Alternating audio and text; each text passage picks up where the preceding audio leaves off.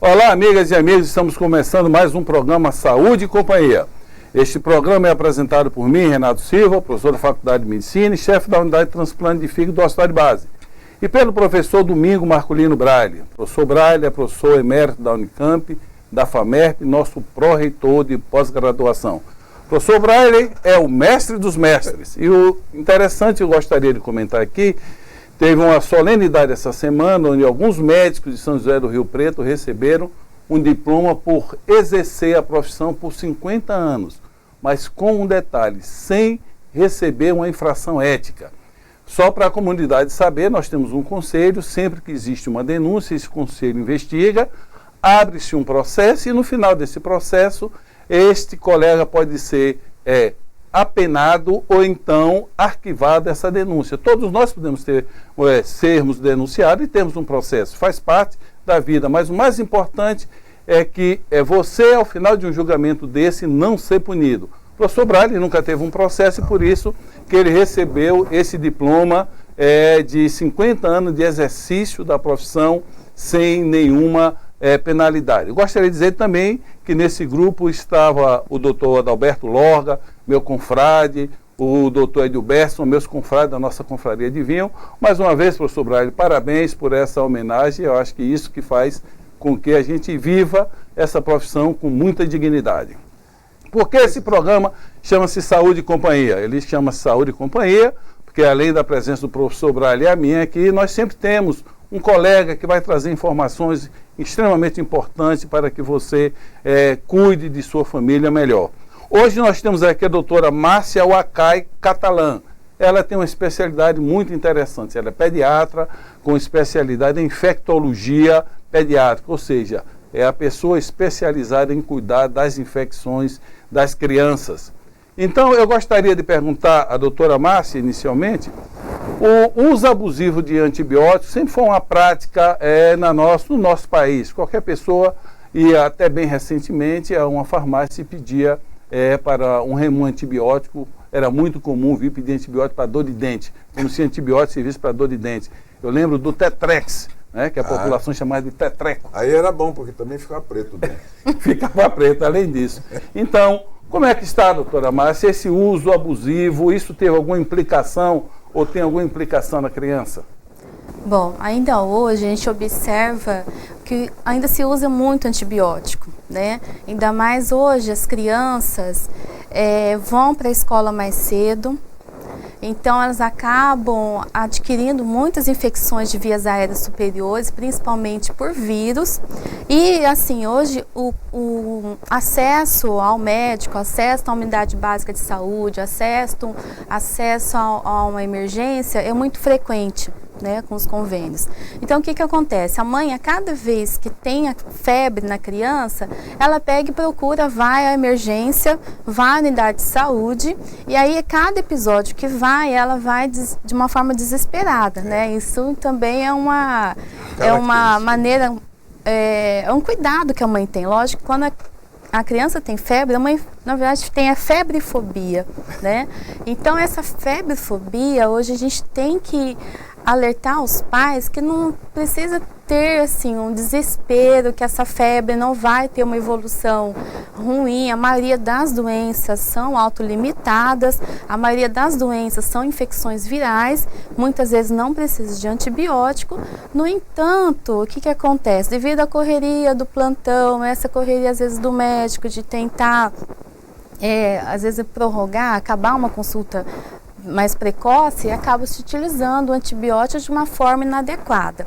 Só que isso a gente vai observar o impacto depois, né? Porque muitas vezes, para doenças infecciosas virais, o antibiótico não vai fazer efeito nenhum, né? Então, aí acaba persistindo a febre, e aí a cada vez que o paciente vai à unidade de saúde, ao médico, esse antibiótico acaba sendo trocado e aí não acaba tendo uma investigação adequada. E aí o que acontece? Acontece que as bactérias estão bilhões de anos à nossa frente que acabam fazendo mecanismos de resistência, né? E esse mecanismo de resistência acaba tendo impacto depois, né? Tendo realmente, às vezes, depois ter uma evolução mais grave, realmente tendo uma infecção bacteriana, e aí a gente acaba trocando os antibióticos, e aí acaba virando uma salada de antibióticos, tem seus efeitos colaterais, febre, urticária, doença do soro. Então, hoje, o que é ruim, né? O ruim, a gente sabe que a maioria das doenças são infecções virais, só que o uso antibiótico é abusivo e isso interfere na microbiota do paciente, interfere no mecanismo de resistência e hoje a gente acaba observando muitas crianças que precisam internar porque aquele antibiótico que foi utilizado não fez efeito devido aos mecanismos de resistência das bactérias. Esse é um problema sério que tem surgido, né, doutor? E talvez seja muito importante para a nossa população saber que os antibióticos estão ficando raros agora, os antibióticos que realmente funcionam.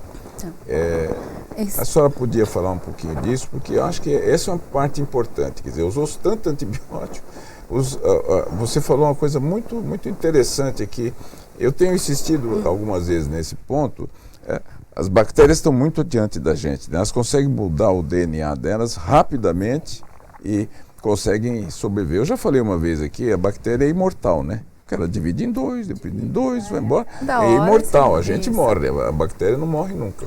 E agora, mesmo com antibióticos que antigamente funcionavam tão bem, não funcionam mais. Não. O que a senhora vê assim no horizonte isso aí? Nós vamos ter antibiótico suficiente? Parece que não há uma tendência muito grande de surgir novos antibióticos. Como é que a senhora vê isso? Eu vejo isso com uma preocupação, porque hoje nós contamos nos dedos quais são os antibióticos utilizados a nível da comunidade, né? E depois também a gente conta nos dedos quais são os antibióticos utilizados a nível hospitalar. Então, hoje em dia, a preocupação do mundo inteiro é com relação a esse desenvolvimento de resistência e como produzir novos antibióticos para matar aquela bactéria que se tornou resistente de alguma forma pelo uso contínuo do antibiótico, né? Então, são limitados. Da mídia, né? Algumas bactérias extremamente resistentes, como a Klebsiella, né? E como a senhora está vendo isso? Nós estamos com problemas realmente com o carro? É uma preocupação mundial, né? Existe essa Klebsiella KPC, a Klebsiella pneumoniae resistente a carbapenêmicos, e as opções de tratamento são limitadas, seria a polimixina associada a aminoglicosídeo, e não tem outras opções. Né? Não temos outras tem opções. poucos antibióticos, né, disponíveis atualmente, então hoje a preocupação do mundo inteiro é como desenvolver. Então hoje estamos pensando assim, a produzir um anticorpo monoclonal para atuar nessa bactéria, ou atuar num receptor para essa bactéria evitar de entrar, provocar doença, usar a gente tentar imitar a bactéria, então, né? Nós vamos fazer um anticorpo então esses são desenvolvimentos. De tal forma que mas isso a senhora vê futuro nisso. Isso, mas assim... Para todas as doenças, né? Longo prazo, né? Nós estamos chegando no final do primeiro bloco, vamos deixar essa pergunta no ar, que o professor O'Brien colocou, o que é que nós vamos conseguir desenvolver para acabar com essas bactérias resistentes a antibióticos, mas acima de tudo, qual é a resistência que nós médicos vamos ter em não indicar antibiótico? Eu acho que é um assunto fundamental. Por favor, não mude de canal.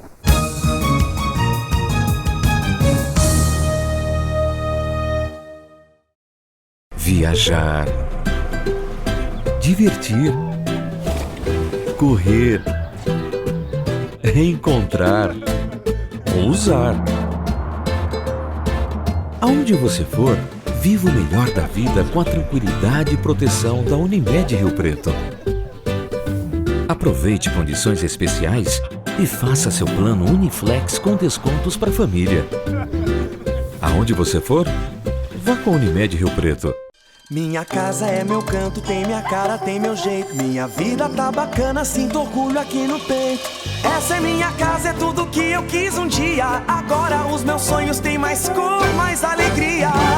Meu futuro vai ser melhor, já dá pra ver. O programa Minha Casa Minha Vida não para. Só aqui em São Paulo já foram milhares de moradias entregues. E se tem melhoria para a vida dos brasileiros, tem Caixa. É o governo federal trabalhando para o Brasil avançar.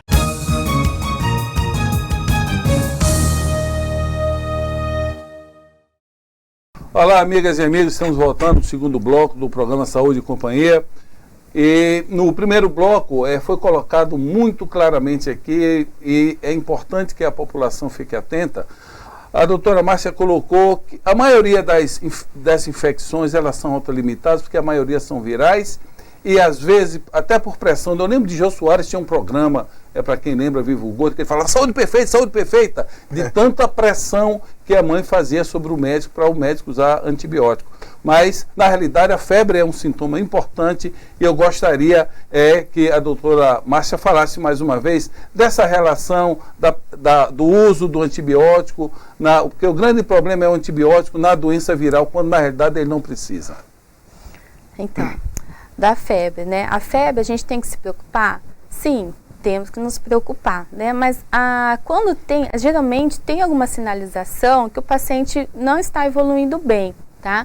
Então, essa sinalização é um paciente, às vezes, com uma febre com calafrio, às vezes uma febre com tremores, cianose labial, cianose de extremidades, uma febre com sonolência, uma febre com convulsão, tá? E também vai depender da idade da criança, né? Então, a abordagem da febre em criança, ela é diferente, baseada com relação à idade. Né? Então, uma febre de um bebezinho até 1 mês, a gente tem que tomar o máximo de cuidado possível, tá? Lógico que a maioria das vezes vai ser uma febre por baixa ingesta, porque não desceu leite da mãe.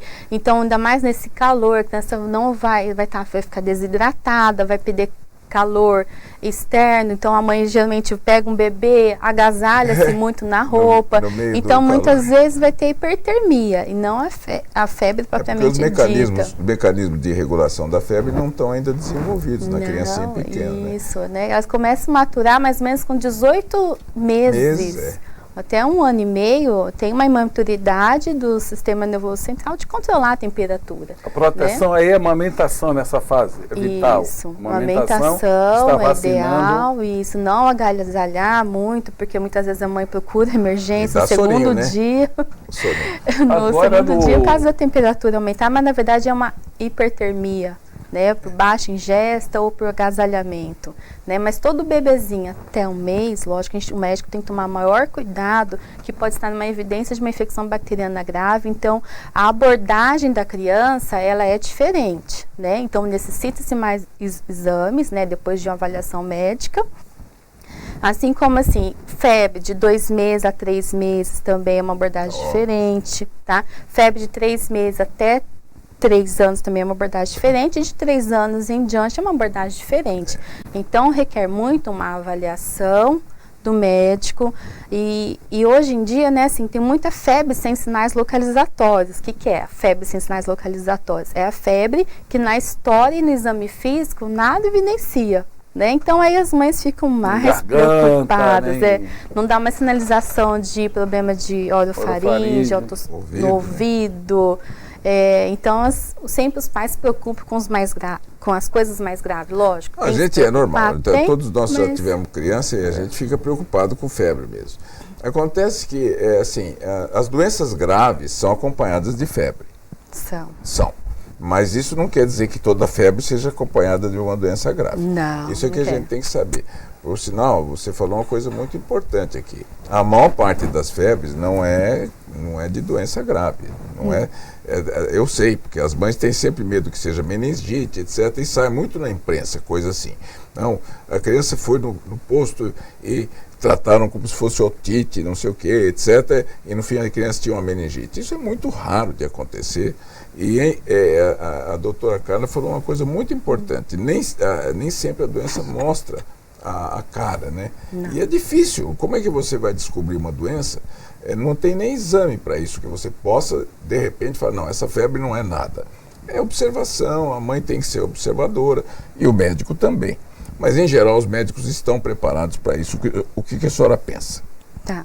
Não, em geral, eles têm um ensino, uma aprendizagem, né? Isso na parte da residência, na parte da formação do médico residente de pediatria, eles têm que fazer essa abordagem. Eles têm que examinar a criança ao seu integral, né? Examinar a orofaringe, a pele, rigidez de nuca, examinar o ouvido, a ausculta pulmonar. Então, o médico tem que fazer, pelo menos, a avaliação primária, básica, né? De rigidez de nuca, avaliar a pele, avaliar o ouvido, avaliar a orofaringe, avaliar a ausculta pulmonar, cardíaca, e eles têm tudo, isso aí está disseminado, protocolo, existe um protocolo de atendimento à criança com febre, sem sinais localizatórios. Então, e ficar depois observando essa criança para ver a evolução. De repente, ela depois a doença uma hora mostra o seu aspecto, né? Uma hora ela acabou mostrando. Ela dá o sinal. Mas não pode a família ficar desesperada,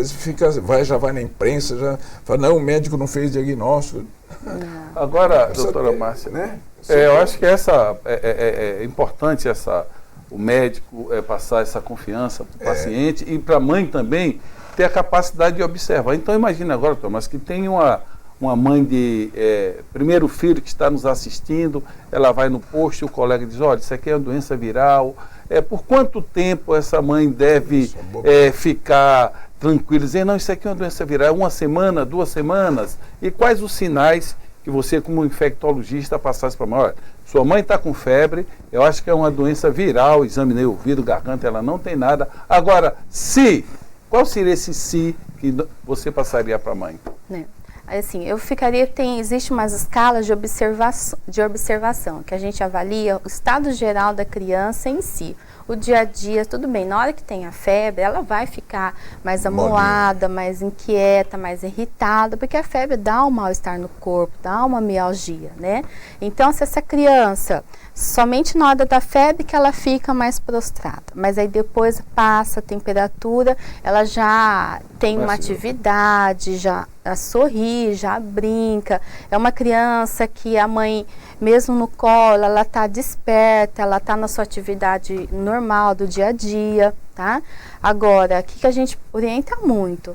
Se a criança tiver, por exemplo, passa febre, ainda continua sonolenta, ou uma criança que só tem assim vômitos, para de comer, né? Para de comer. Isso é um sintoma forte. Né? Isso. Apesar que a maioria das doenças infecciosas virais, a criança para de comer. Isso é a preocupação das mães, né? Que a mãe quer que a criança coma, engorde. Fique gordinha. Não, isso. Ainda tem essa cultura que tem que ficar gordinha.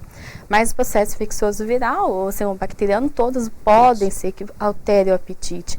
Mas é mais a sonolência, a prostração intensa, a palidez, né? Vômitos importantes. Aí a criança tem que ser reavaliada, urina, fezes. Isso, aumento da frequência de evacuação, uma evacuação com sangue, vômito que não para, né? Então a gente sempre pede para ter uma reavaliação. Eu peço assim, em torno assim, de 3 dias, né? Lógico, começou, está em 3 dias, quando está piorando, não está evoluindo bem, está só gemência. Gemência é uma coisa assim, que criança estiver gemendo, tem que procurar um médico urgente, né? Porque gemência, né, pode ser desconforto respiratório, pode ser pneumonia, pode ser meningite. Né? É engraçado porque a criança, ela não finge, né? Se ela realmente mostra que tem um sinal, pode acreditar mesmo. Já o adulto não, o adulto finge, aumenta a dor, diminui a dor, mas a criança não.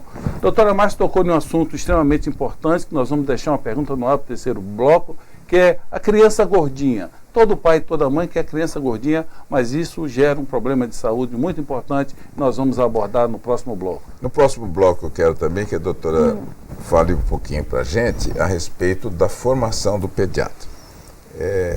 Esperem aí que nós vamos falar sobre esse assunto.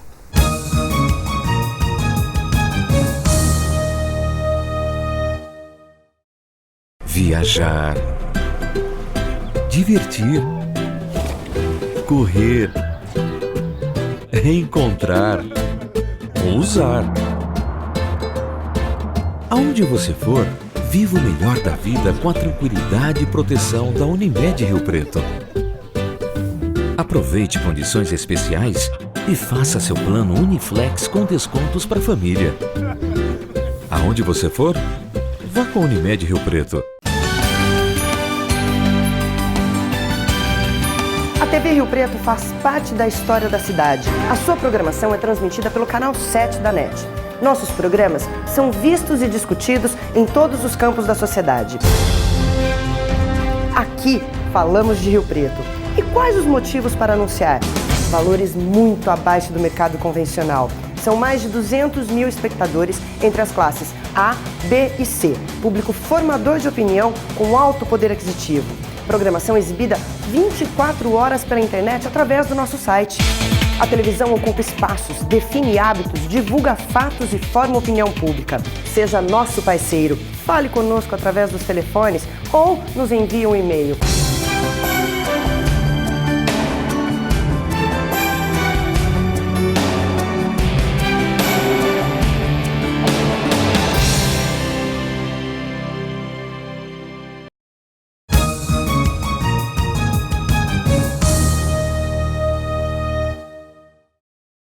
Olá, amigas e amigos, estamos voltando com o último bloco do programa Saúde e Companhia, hoje com a presença da doutora Márcia, que tem nos abrilhantado com seu conhecimento, e ficou uma pergunta no bloco anterior, qual o significado dessa busca dos pais em querer os filhos gordinhos? Recentemente eu li um trabalho que mostra que toda criança que toma antibiótico antes dos 2 anos tenderá ser uma criança obesa, que é um dado extremamente importante. Fiquei assustado com isso. Esse significado da mãe do filho gordinho, qual é a preocupação? Porque hoje eles falam muito, antigamente o bebê, né? O bebê gordinho, um bebê com saúde. Bebê Johnson. Bebê Johnson, era o símbolo. Bebê Johnson. Né? Mas hoje a gente já sabe que não é o ideal, né? Então, devido, né, todo o problema da hipertensão, colesterol, diabetes, assim por diante. Mas sabe o que eu acho que mais problema? Muito. Hoje em dia eles usam muito corticóide. Qualquer processo infeccioso, viral, eles usam antibiótico, um corticóide, aí... O problema é que uma infecção de vias aéreas superiores dura em torno assim, de 10 a 14 dias. De 10 a 14 dias, o câncer fica tossindo, né? Fica com mal-estar, aquela tosse, aí entra com antibiótico, entra com corticóide, aí esse corticóide depois vai, e aí as crianças têm uma hiperreatividade brônquica, e aí mantém um corticóide, né? Mas essa é uma preocupação. Hoje em dia não tem que ficar preocupado, o paciente tem que ir ao pediatra, colocar na curva, baseada na Organização Mundial da Saúde, coloca os percentis, né? Tem que colocar, tá dentro do percentil adequado, não está nem acima nem abaixo, tem que ficar no percentil 50. Olha, imagina o seguinte, o colega que está na ponta atendendo o paciente com essa pressão, um volume muito grande, uma carga de trabalho, a população não imagina a responsabilidade em cima de um médico. E muitos pacientes, o doente febril, na dúvida diagnóstica, ele acaba entrando com um antibiótico. E agora vem uma ideia, força, né? É uma pressão muito grande, se tem uma complicação, aí começam as acusações. Agora vem uma ideia, não seria interessante na rede pública ter um ambulatório de febre? Porque daria uma segurança muito grande para o colega que está atendendo. Ele tem a convicção clínica, e isso é soberano no médico. Ele tem a convicção clínica que é uma infecção viral. Ele poderia dizer, olha, vai para casa, sintomático, e 3 dias você volta no ambulatório de febre. Talvez desse uma descompressão no sistema público e a criança fosse evitasse muito o uso de antibiótico.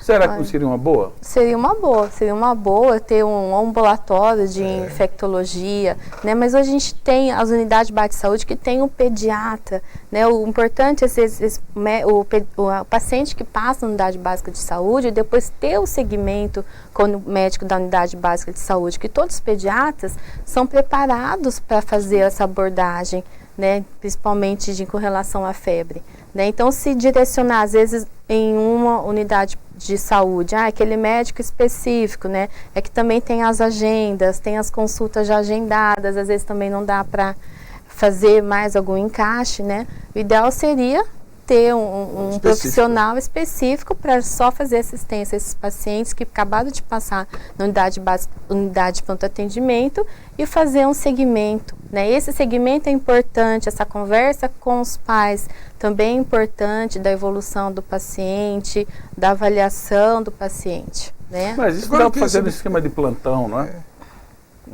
Isso não dá para fazer no esquema de plantão. Eu acho que a ideia essa ideia que surgiu agora, nunca pensei nisso antes, seria tirar aquela ideia da emergência. Eu não sei se na unidade vocês também têm um ambulatório contínuo que não seja o ambulatório só do PA, do pronto atendimento. Tem uma unidade básica de saúde que tem os pediatras. O importante que é o segmento, né? O que acontece? O paciente, a criança que passa nos postos de saúde ou que passa nas emergências, cada hora é um médico que vê. Isso é muito ruim. Cada hora um médico que vê, né? Cada um pensa uma coisa e não faz a junção, e não tem aquele tempo de fazer a junção da doença para ver a história. Mas isso é muito difícil, inteira, né, doutora? Nós temos um sistema de saúde que é universal e tem muitas doenças e muitos doentes, né? E isso aí vai dificultando. Doutora Márcia, nós estamos chegando ao final do programa. Eu gostaria que você deixasse, por favor, uma mensagem para o nosso telespectador, para essa mãe de primeira viagem. Bom, para a mãe de primeira viagem, eu acho que o que é importante, né?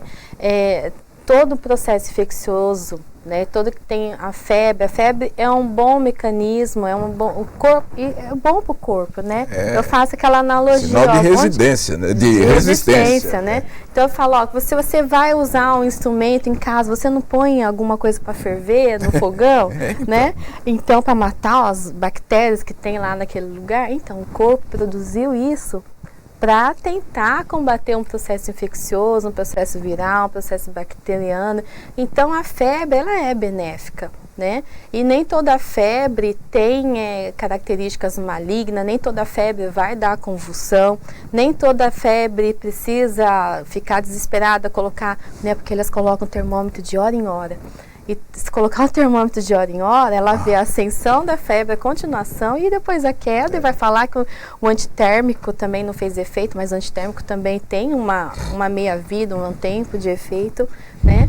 Então, quando procurar a emergência, quando achar que o paciente não está bem, quando seu filho estiver gemendo, quando ele está muito apático, quando está muito sonolento, quando você vê que não está bem, lógico, vá, procure, o médico vai avaliar. Tá? E nem sempre precisa usar um antibiótico para qualquer evento com febre, né? Basta ter um bom relacionamento com o médico, o paciente, fazer as perguntas, fazer uma reavaliação constante, e a maioria das doenças, né, em 7 dias, elas acabam, elas finalizam, né? Deve se resolver.